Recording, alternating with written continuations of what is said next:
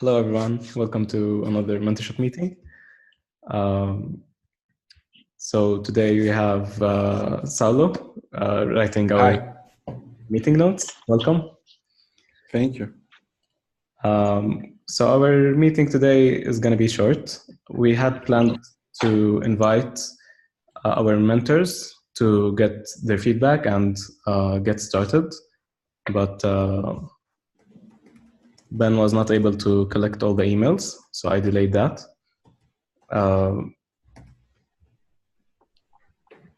I did, however, let me share this with you. So I did create a form I will share it in the chat. It's the form for the mentors, for the mentees to apply for. I was hoping to finalize it during this meeting. This way we'll have it ready. And yeah, let's start with that, I believe.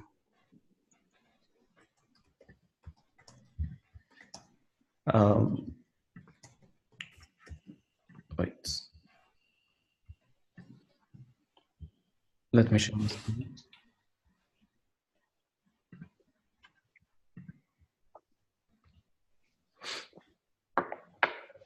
Can you see my screen? Yeah. Okay. So based on the feedback that we gathered and the discussions that we had, I created this form. Hopefully we'll be able to share it with people to apply. At the moment, we have, from the previous form, we have 1,500 people already applied. And in the Slack channel, we have 300 people in the Slack mentorship channel. So I believe it's a good idea if we send the form to people in the mentorship channel first, then email the people that already applied in the previous cohort. What do you think?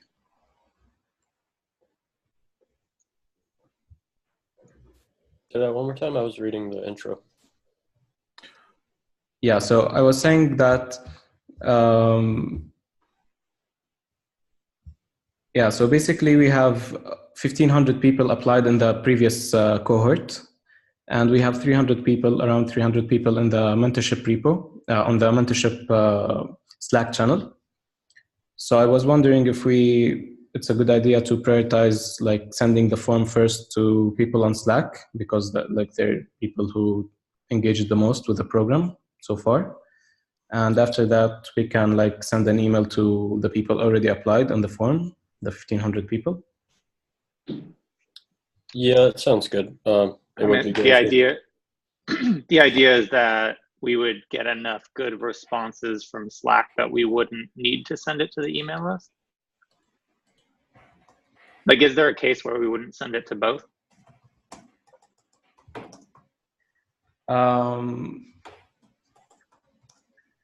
So at the moment we have like this list of mentors. So it's 1, 2, 3, 4, 5, 6.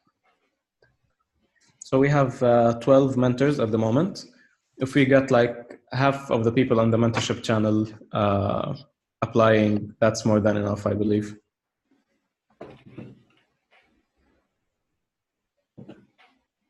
Okay, so there would be a case where we would not send it to the email list.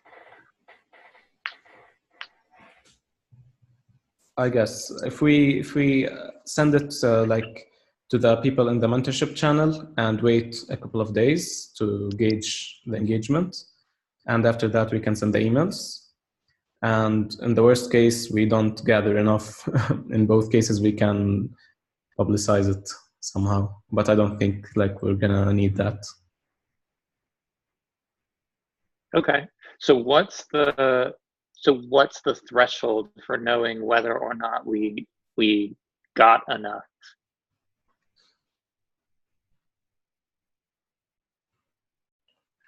I mean, I'm just asking just because like, why would we not want to just send it to everybody? Because we're worried that would be too much. My initial thought is just that we prioritize people who are already engaged and waiting on the program since like last year. It would be more fair, I guess, to like put them like on the top priority of the program, just because they've been so long. I think I see. it also is because there was so much interest last year that, you know, we're you know, out of the 1,500 or so, we're only really onboarding a handful. I think like 5, 10, something like that.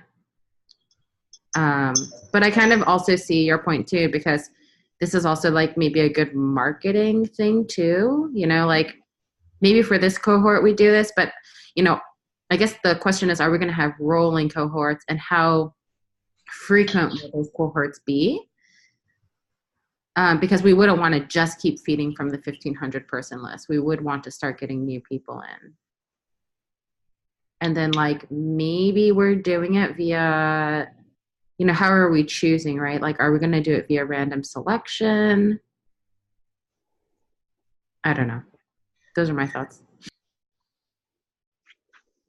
Yeah, so regarding how we choose, like the last time we agreed, or the last thing we agreed on, is to hand off this responsibility basically to the mentors. So we'll be doing small filtration over like the list that we have, and we will hand most of the information filled out in this form to the mentors to choose. This way, like they'll be able to choose people with similar time zones, like similar availabilities, and they'll be able to like read their bios and see like common interests. You mean the mentees are going to do that, and then there will be like a list of people, and then of those list of people, then the mentors will choose. Yeah. Okay. So we already have the list of mentors we're gonna have for this cohort, which is this list. The main idea is to have the mentees apply through this form and choose their mentors and the scope they want to be mentored in. For example, like they want to be in testing, they want to be in diagnostics. And after they apply, we filter the lists for everyone. Let's say for Ben, for everyone in testing, we send Ben a list of all the mentees applied that they want to be mentored in testing. And Ben will do the filtering from there. Like he will choose based on the inputs filled in this form, he will choose whom he wants to mentor, basically. Does that make sense? Yeah, so it's basically people applying to be mentored by specific people. So what other information are they giving? So it's like so is this, sorry, this link is in the Zoom. Can someone paste it to the Slack? Okay, I will. Thanks.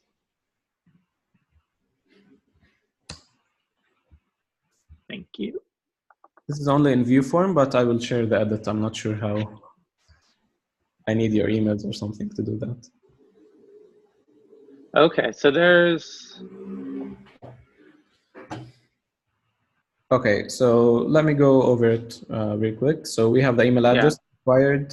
What's your name? The name, the GitHub handle. I'm not sure if we really need that.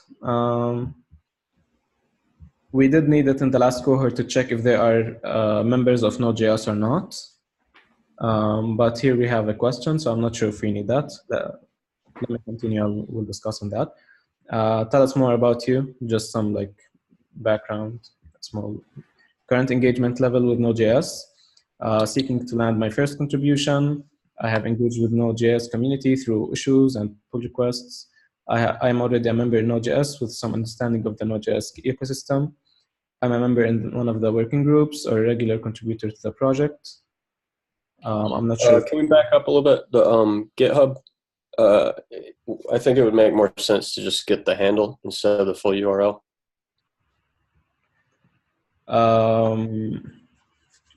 You think so? Yeah, we can do the URL ourselves pretty easily.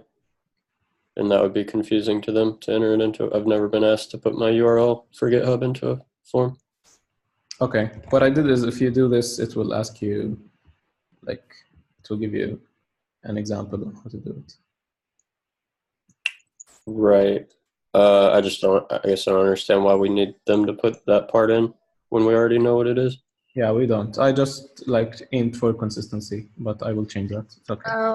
It just might be really like if we're gonna all of a sudden start using this spreadsheet, then if we're referencing off of this specific spreadsheet, even though we know the URL, it's going to be super annoying if we don't have that URL link. Okay. Sure.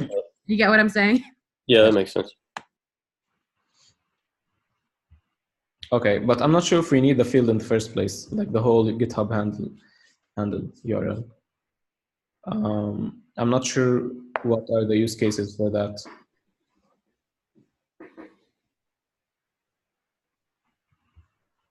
David, do you have any thoughts? Sorry, we're still talking about the GitHub handle? Yeah, do you think we're gonna need that? Do we have to keep it or remove it? In the last cohort, we only needed to check if they are members in the yeah, like the Node.js. yeah. So kind of the way that I'm thinking about this is like for each mentor, them choosing who they accept is kind of a two-step function, which is first filter. So anybody who's not going to be like available when they are ready to mentor is just unacceptable. So anybody, like, let's say Ben is only available on Saturdays between 1 a.m. and 2 a.m. just because that's his schedule. Anybody who is not available on Saturdays from 1 a.m. to 2 a.m. is just not going to be able to work with Ben, period. So that's kind of like step one is filter. And if there's anything other than that too, like let's say like Ben only wants people who like have a little bit of experience. Like he does not want to spend time explaining what Git is or telling them, what the event loop is or something like that. Like if that's his criteria, that's another filter, right? Ben is never going to accept somebody who doesn't know what Git is. So so step one, hard filters. Then step two is what you call like sort or scoring. So, all right, now you've got 3, 10 people, whatever, who are possible to match with Ben. They're available during his time zone. They have like the requisite number of the requisite amount of experience. So now of the 10, how does Ben choose? So this would be sorting. So this would basically, Ben would have like another set of criteria for what he's looking for. And that might be something along the lines of how willing they are to write about this. You might have somebody who has already an experience of writing about their experiences and they have a blog. So that might put them to number one. Or maybe, he cares about something else, which is maybe that they actually have created a node module before. Like they've actually done, they've created some node modules. And so then maybe he would just rank them based on how many GitHub open source projects they have or how many modules they publish to NPM. But that's going to be personal based on the the mentor. But I see it kind of as this like two-step process. Okay, you were asking about the GitHub URL. So my answer to that is, yeah, I see no reason why not to have that if that's going to help the mentors make their decision, probably by sorting. Okay. Yeah, that makes sense. It will help them like in the second phase of filtering, basically. Also, I think we had talked about trying to keep the whole program pretty GitHub centric, like keep as much stuff in the repo as possible. So we definitely wouldn't want to end up with someone who didn't have a GitHub account or something. Okay, sounds good. So let me continue. Tell us more about you, current engagement level with Node. Maybe this needs some more fine tuning based on what David said.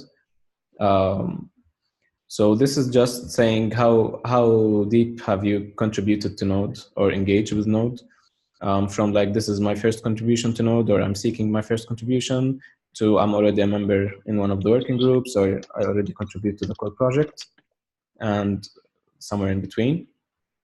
Maybe we need to add another checkbox, or like asking for your experience in programming or your experience in writing Node.js code.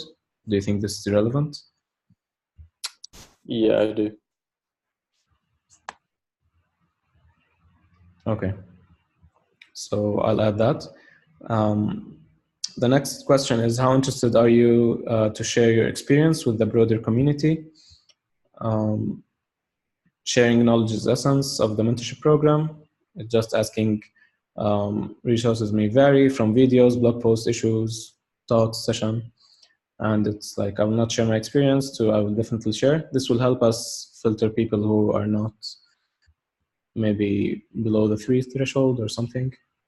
I'm not sure how useful is this, but we need a way to gauge or like communicate this to the mentees that we are expecting like some sort of sharing of knowledge. I think this is the best way to do it. I feel like people are going to be more optimistic than realistic, because they could probably tell that answering higher would be a good thing for them getting picked. What if we like added a box for like a URL to anything they have, like a YouTube channel or blog or anything like that, just to kind of verify that they actually have a means of sharing? Which, I don't know, that's just a rough idea, because I realize some of the things you don't necessarily need your own platform, like the talks, for instance, but maybe something like that. I mean, you could leave it free response, which is basically that sharing progress in this program is important to us. How do you plan on doing that? And so, you know, we might have people say, I don't know, or like, I'll write a blog post, or we'll probably have people who are much more serious about it, who will write about it in detail because they've done it before or something. Yeah, I like that. Okay, so basically turn this into a free form text. Yeah, of course, the danger is the more free form text that we have, the more work we're creating, either for us or the mentors. But possibly free-form text in addition to that, like just below that. And that way the people who do answer very low, we don't have to bother looking into the free-form text. Yeah, that makes sense. We can also ask the mentors to read the text and make sure that it's aligned with what the mentorship wants, which is people sharing. Cool. So here, why are you interested in joining the program? Free-form text. This is just to help like the mentors choose. We want someone that is interested in putting back to the community. We're interested in someone that is passionate about learning one of the scopes and why they're passionate about that, just in general. Which Node.js areas are you most interested in? So here is, this is like a complete one. So this is the area testing, mentored by Ben, and here's the mentorship bio. I will ask each mentor to fill in a mentorship bio, similar to this one. So we have basic information, basic details about the mentor and the scope. We did this in the last cohort. I guess we should do it again. It's really good, like, to give some background about each mentor. Do you think this is enough, or we should include more details? I think as long as it's got a link to their bio, it's probably good. Okay. Excuse me, I have only one question. We will have a subject. We will have a subject to every one of the mentors, or it will be like only the name of the mentors. Because if if I'm gonna choose, like for example, if I'm a mentee and I'm gonna choose, I think I should choose by subject and not by the person itself, because I don't know anyone, you know. Yeah. So basically, this is like a complete field. So this is the subject, which is testing. Maybe we should highlight. Okay, I got it. Okay. Thank you. Yeah, maybe we should add like area, semicolon, to make it like more obvious. Yeah, I think we were calling that scope in the first cohort. I mean, there's also part of me that is totally fine with making the mentees do a little bit more research on who they want, like almost as a filter. Like kind of the way that I was thinking about it, you know, when we talked before, is that the mentee would be saying explicitly why they were effectively applying to be mentored by Ben. So the things that Ben works on would have to be particularly important to them for some reason. You know, it could be as simple as like, oh, I use Yargs all the time, and you know, that's such a great, you know, run open source project. And so I feel like Ben would, you know, have a lot to say, or, you know, something about NPM or something like that. Do we have a way of limiting the number of checkboxes they can check? I believe so. In the form itself, you can say like maximum of this number. Yeah, that might be good, just so they don't check everybody hoping that somebody will pick them. Because that's not going to give us any useful information if they check all the scopes. Yeah, completely agree with that. Yeah, that makes sense. About your point, David, how do you think we can go about that? So I don't know. It depends how we're thinking about this. I was thinking about it much more personal. It's kind of like, while I've never done it, I imagine it's similar to how people apply to graduate programs expecting to work with a particular, you know, professor or something like that, where like, oh, this person is doing this particular research that I'm interested in, like I'm going to apply to work with them. Obviously this is totally different, but I think a lot of these people, I assume, are particularly public. I mean, I recognized a bunch of these names as being fairly public. So it shouldn't be too difficult to see the projects that they worked on and get interested in them. I mean, I do think, you know, they do work on fairly different things. It's kind of like when you apply to speak at a conference, right? They're always asking you, why do you want to speak at this conference? And when you're reviewing the CFPs, somebody who's writing a paragraph, okay, you're going to listen to, versus I like Node. It's like, okay, well, you're actually not that dedicated, right? I mean, same thing with a resume. Do you put a cover letter or not? And so that'll help self-select kind of the people who are most eager potentially. You know, in a way, it's almost like you would, yeah. I don't know if we want to limit them to choosing only one, but maybe for each one they choose, they would, I don't know, makes it pretty complicated. But you would expect what somebody is writing to Ben should be different than what they're writing to Guy. You know, they both have worked on pretty high profile projects. And if they both get the same response, you know, well, yeah.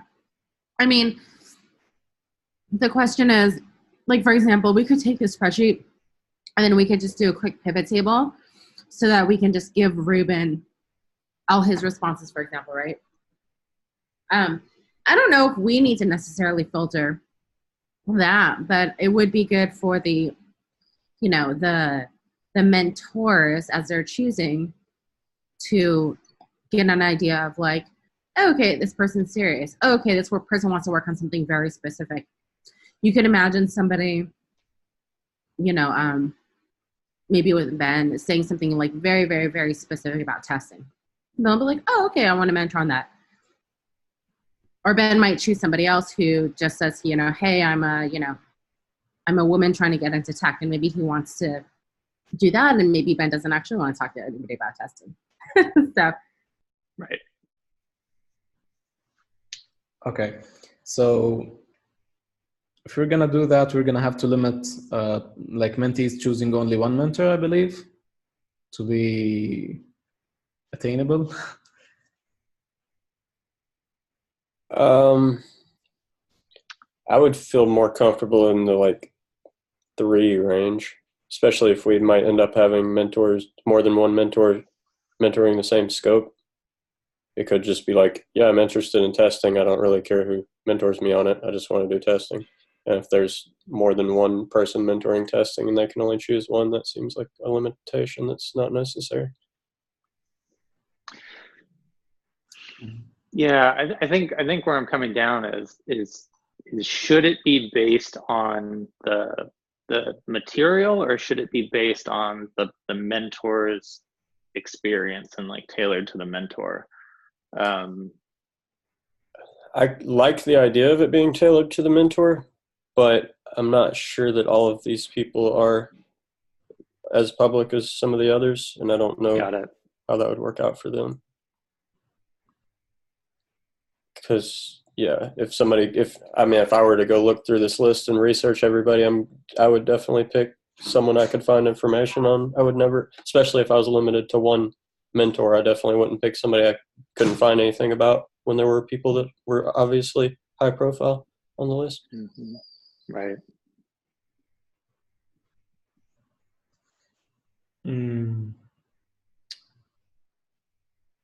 So the mentors that we have at the moment, like they're amazing mentors. All of them like have contributions, and personally, like I would love to get mentored by each one of them. And given like the huge amount of mentees that we have, I don't think this is a real issue. Like everyone will at least get like 10 mentees, just like as a rough guess.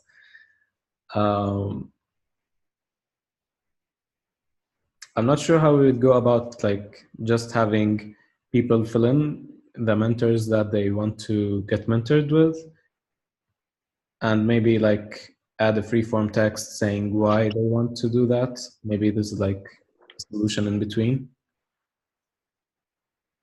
that might be easier to manage from a forms perspective as well. Yeah, because I think like right, because the ideal is just okay. We take the form, we group it by, so again using Ben as an example, just everybody who chose Ben, filter down to those, and then we hand those over to Ben, and hopefully that's not overwhelming, and they have all given enough information that lets Ben quickly filter and sort by the ones that he wants to mentor, right? So it's just get the whole spreadsheet, split it out, for the different mentors, and then give it to them, and hopefully that's a digestible, easy way for them to work with. That's the ideal, right? Yeah. One problem I see is that depending on how narrow the schedule is of the mentors, if they only have a couple hours during the week, then if we're already filtering down to just people that chose them, and then filtering on the ones of those people who are also available during those 2 hours, we may filter everybody out. Does anybody else think that might be a potential issue? With everybody that we've so with the Slack and the email, you think that that's possible? Maybe not. Maybe not. I don't think so. I think I we say can worry about try. it if it becomes an issue. Okay, I guess that was more what I was getting at, is if that is an issue, would we consider pairing people with people they didn't ask for. Obviously, we'd check with them and say, hey, this person's not a good fit for you, but would you be interested in mentoring with someone else? Is that something we might Yeah, I look mean, at? I think, yeah, I think we could definitely do like a second round. I think, I hope we don't, but if we go this current approach, we might have concentration effects that we were talking about, where let's just worst case scenario, you know, like a few mentors don't get anybody, and a few mentors like John David Dalton and Ben Coe get everybody. You know, at that point, we could have we could reach out to the mentors, or we would know just from the get-go that they didn't have anybody, or find out that they didn't have anybody that they liked, and then we could look at the ones that got a ton of responses and say, hey, you know, was there anybody promising? You know, who were you deciding between? Who ultimately did you not choose? Like, maybe they'd be a good fit for this mentor who didn't get anybody. Yeah, I think that's a good idea. I hope it doesn't like boil down to that. But if it does, I believe like there's many options that we can choose. We can like remove the mentors that got the most responses from the pool and do another another round of people applying. We can Yeah, I just wanted to make sure we had a backup plan. It sounds like we do, so we're good. Yeah, and the mentors like are expected to have like some kind of freedom in choosing. We're not gonna filter this based on our criteria. Like, we're gonna let the mentors themselves choose based on their schedule. So yeah, if none of the mentees applied for them fit their schedule, maybe like there's some room to squeeze a few hours a day with people like that applied or something.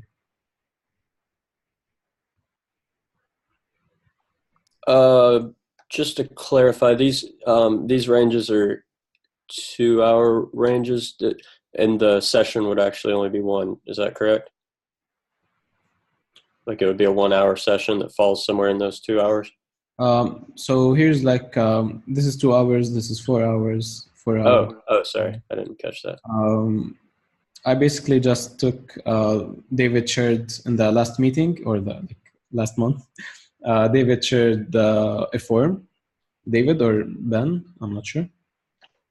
Oh, I think, yeah, it was the JSLA one that I put together. Yeah, it's Ben. So Ben shared the form, and I just took it as a template. I believe the reason behind these numbers are this is in the morning before you go to work. This is maybe right. Yeah, I get that. I'm just saying if the actual session is going to be an hour long, we should make that clear in the description that which of these time frames could you set aside an hour in, so that they don't think they're saying I'm available for a 4-hour session. Yeah. Right. I think that's a good point. And I guess, like, I'll clarify. So when I created the schedule for JSLA, that, you know, this one was based off of, everybody in the JSLA mentorship lives in Los Angeles and has the same time zone. So that is also a simplifying factor that we may need to specify which time zone we're talking about, and maybe even give them a link. Maybe even give them a link. I think, what's it called? It's like World Time Zone Buddy. There's some website that lets you easily compare time zones. Yeah, we do World Time Buddy. when you want to schedule meetings. It makes sense. We should do that. So time zone, and explicitly say the meeting is around 1 hour per week. Yeah. Okay. And finally, we could flip the rows and columns, and we could actually have the weekdays be the columns, and then you could do a 0 to 24, and then, I mean, it's going to be pretty intense, but it's going to be much more specific and leave less room for scheduling issues. Yeah, and being that this is just a one-time thing, they only have to fill this form out once. I think that's acceptable. And part of the reason, part of the reason why the JSLA one did not go 0 to 24 is, again, not having anybody international. I just like tried to simplify it a bit and do general ranges, but if we're going to have people all over the place, because do we have international mentors? I believe so. Yeah. Yeah, definitely.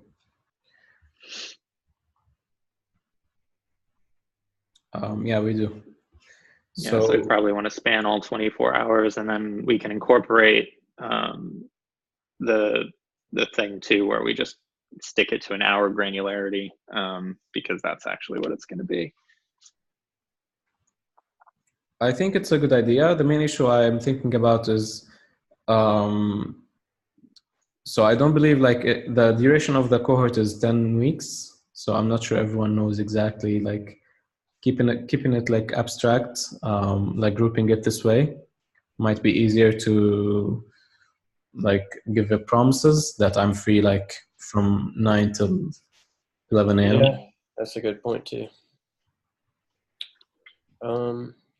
Maybe we could put something in the instructions to indicate that. Well, no, I don't know. To be honest, in the last cohort, we didn't have an issue with time. I'm not sure if we were lucky or what exactly, but usually in like the first time, the mentee and mentor, like the matchup meeting, they agree on like when is the best time, how should we like do the mentoring, how should it be done, like through Slack, Zoom, asynchronously on like messages or emails, stuff like that.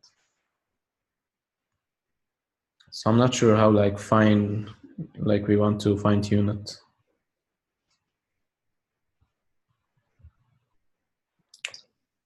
I'm fine with it like it is. It just may, in some of the ranges we've picked, may end up being awkward in other time zones. Like our shorter ranges might be in the times that most people are awake, and then we have a large range in the middle of the night, or the early morning or something.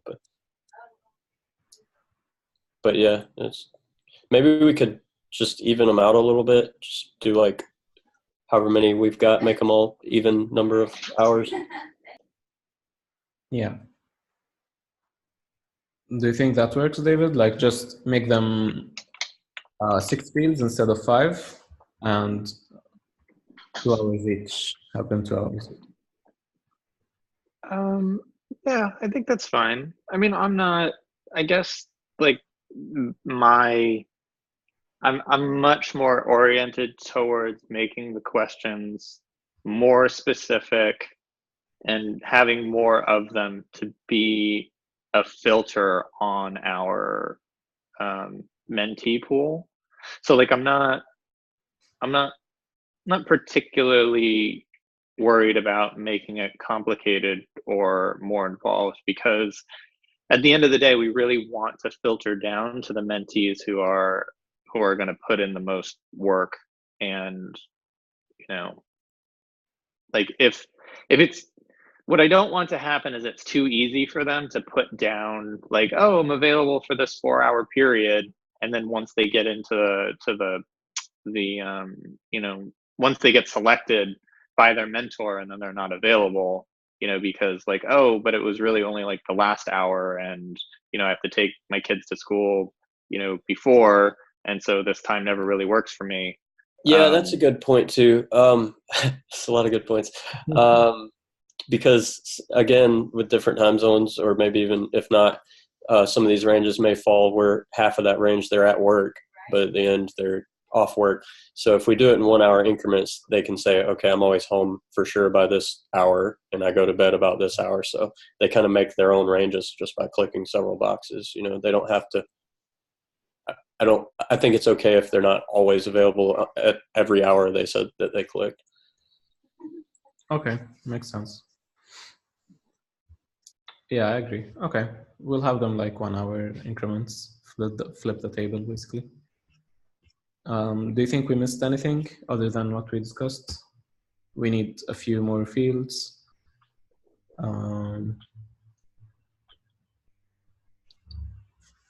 What's the little toggle at the bottom? Send me a copy. Oh, okay.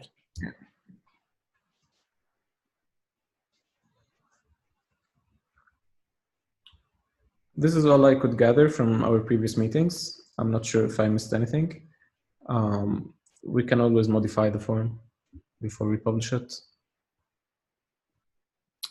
Yeah, I think it looks pretty good, other than things we've already addressed.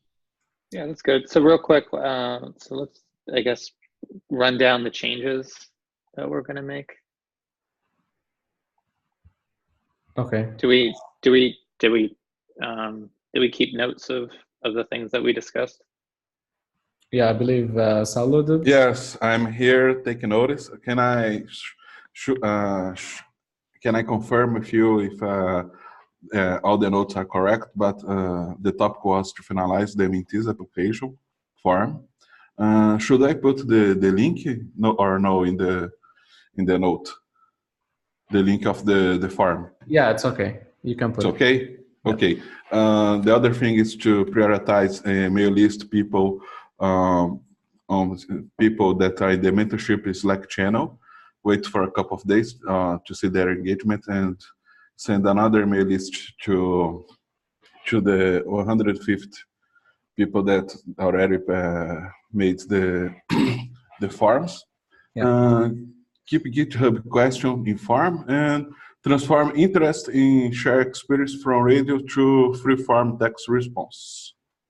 Ask mentors to create a mentorship bio like the band and increase 1 hour in the mentorship, that one, weekly recurring live sync. I think that's all the notes. Am I missing anyone? I believe we wanted to add also like their experience with Node in general. Like, do they have professional experience in Node? Okay. Or with programming, right? We already got Node, I think. Yeah. Okay, we have another bullet. Okay.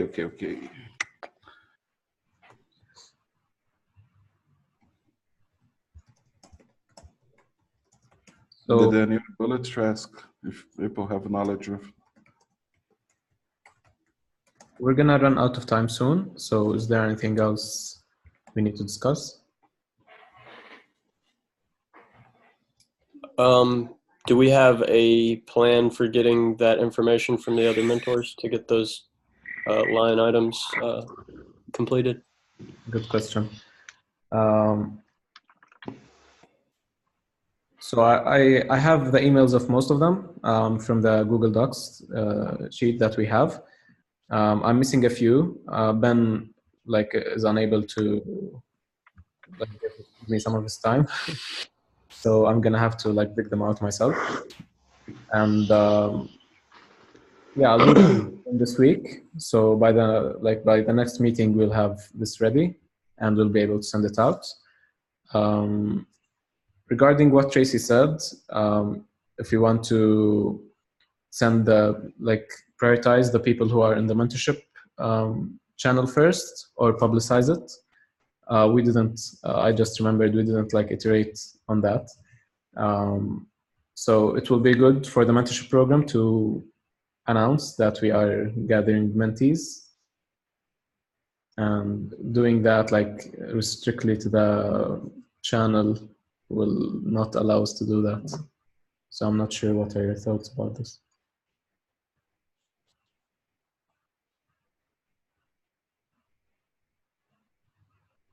I don't think I followed the question. Sorry. Okay, so if we target the 300 people in the mentorship channel, we are not publicizing that we are starting the next cohort.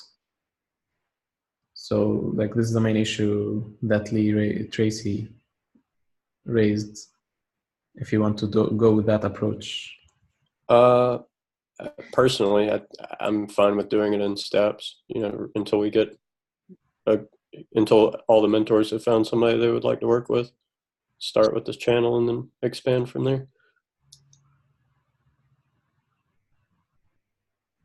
do you think, Tracy, it's possible to just announce the mentorship without without giving people the link and letting them apply? You know, I mean, we might as, you know, like, maybe it doesn't matter. Maybe we should prioritize the first people, and then we can still say, hey, if you want to sign up, and let's see how many people we get in this time. And if we get in a lot of people, then we can kind of move our bets and start the next cohort sooner than later. Yeah. But at least maybe it'll keep the traction, because the last mentor program was what, like a year ago, I think, right? So it would be so nice. I don't know what the plans are, but it would be so nice to see this kind of happening every, you know, I don't know, every few months maybe, or something. And then signing up to be a mentor. I forgot if we have some sort of formal way to do that. Do we? We did, but not for this round. For this round, we chose mentors. Well, I think if we're going to announce it, I mean, we don't have to announce it, but then again, people might think the initiative is dead if we don't announce it. So that's like another thing. Maybe we announce it, and you know, if we do announce it, if I don't know who wants to write a blog post about it or anything, but that could be an action item too, and then I can work with you all to get that published on the official Node blog. But I think if we do a more public announcement, we should absolutely have some way for mentors to like submit. And then I don't know if anybody's going to be at the Collab Summit, but this is probably a good thing to like maybe mention in the beginning as well. During the hey welcome presentation, saying, hey, we're really looking for more mentors, please sign up, and then having, you know, a liaison from this team actually basically find all the mentors. Yeah, because you know there's going to be 100 people, right? Like hopefully 20 say yes. I know Dan had mentioned before, and I agreed that we didn't necessarily want to bring a lot of attention to it until it was more stabilized. Yeah. We're obviously making really big changes in this cohort, and we're not sure whether we might make equally big changes in the next one. So I would personally prefer to hold off at least one more cohort before doing like a full announcement of the program. That makes sense. And if we're starting this cohort, maybe it's a good goal for us to like, maybe that's something that we can talk about at Collab Summit. Like, hey, and I also think it'd be a good marketing to have, you know, use this thing we put on the forum about would you share your experience, and have the announcements come more from the people who actually got mentored. I think that'd be kind of cool. Yeah, I think another really awesome action on this group could be reach out to the old mentees and see what their experience was like, and also the old mentors as well. Maybe we could just create a Google form and just have them submit it to say like, hey, give me a sentence on whatever, like what did you like, what did you not like, etc. And we can start using that as a way to promote the initiative. Yeah, I have written an email for that. I'm not sure if you read it. So basically, the mentees that we had, they wrote blog posts, like full blog posts about their experience. And I did take some quotations out of the blog posts about their experience with the program. I can share it with you. I believe I did CC you, but like I need to double check.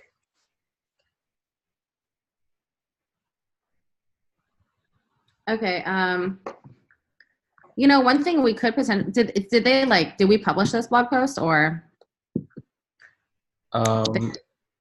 Yeah, we did share it on Twitter, I believe. We did share 2 blog posts out of 5, I believe. Like we had 5 blog posts written, plus a whole like video series, but we didn't. We only shared 2 blog posts. If you can send me all of those, just sort of in one email, send me all the links.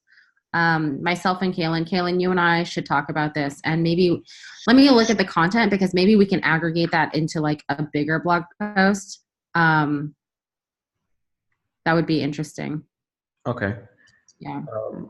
And I also think we can So we can reach out to the 300 mentors and that mentees in that channel and wait a couple of days, then announce it to everyone. This way, like, we're being fair to everyone. Yeah. And there's a high probability that we're gonna need people outside the 300 scope. Based on the filters that we have. We have so many filters right now. Yeah, also the people in that channel, most of those 300 have been there for over a year, so there's a good chance a large portion of those aren't active anymore. True. And regarding the summit, I'm not sure who's gonna attend. I'm gonna apply for a visa. Hopefully I'll get it this time.